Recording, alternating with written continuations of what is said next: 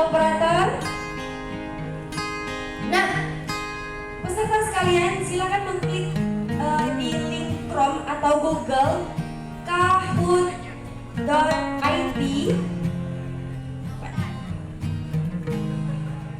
Ya Bu, boleh.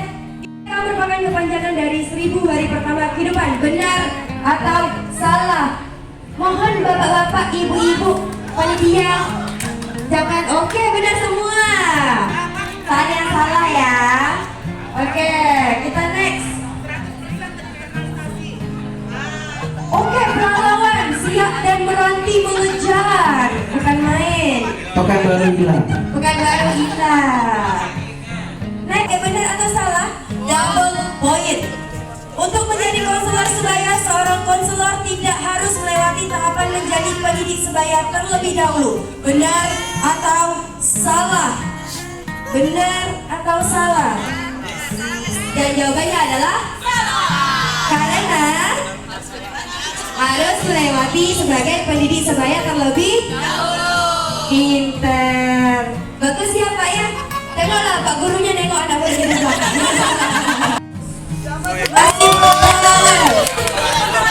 Double point lagi nih. Berapa jumlah minimal target remaja yang harus terpapar materi genre oleh suatu peak remaja dalam 1 tahun? Jeng jeng jeng. Double point loh.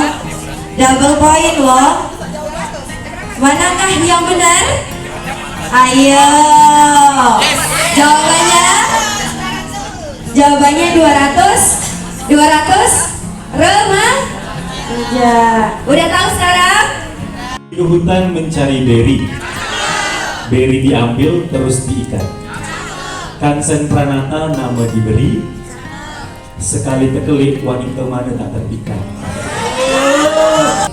Menari-nari bersama Rini. Rini menari membawa kelapa. Novera Mawaddah nama diberi. Duta Genre Indonesia 2022. Jadi gunanya apa sih sebenarnya? Kenapa sih orang tua harus jadi sahabat gitu ya? Karena bayangin kalau misalnya anak kita tidak menjadikan kita sahabat dan dia butuh sahabat, dia akan menjadikan orang lain sahabat. Iya, Kita nggak tahu nih orang lain ini yang seperti apa, efek yang mereka berikan itu apa, kita nggak tahu, kita nggak bisa kontrol. Tapi kalau misalnya kita berhasil jadi sahabat anak, kita berhasil jadi tempat ceritanya anak, kita berhasil jadi sandarannya anak, maka kita tahu apa yang anak alami. Kita tahu bahwa kita pernah loh remaja, kita pengen apapun keputusan kita itu tidak disalahi, tidak dibenari, tapi diberikan pendapat. Karena kalau kita ngomong sama teman sebaya, kadang kita tuh cuma butuh didengarin. Nggak perlu dibilang kamu salah, kamu benar, nggak perlu. Kamu seharusnya gini-gini, nggak perlu. Kadang butuh didengarin aja. Nah itu sebenarnya salah satu hal positif kenapa orang tua itu penting untuk jadi sahabat. Iya, berarti memang bener banget. BKR berarti perlu ya, BKR-nya perlu dibentuknya. Mudah-mudahan dengan adanya BKR, Bina Keluarga Remaja, orang tua yang punya remaja tadi bisa juga tuh memahami, paham, kemudian juga memahami anak gitu. Jadi ini positif banget ya adanya KBN-nya BKR. Oke. Jadi sebenarnya kalau kita berbicara tentang komunikasi orang tua dan anak, itu kan kita membahas dua sudut ya, dua sisi antara orang tua dan juga anak.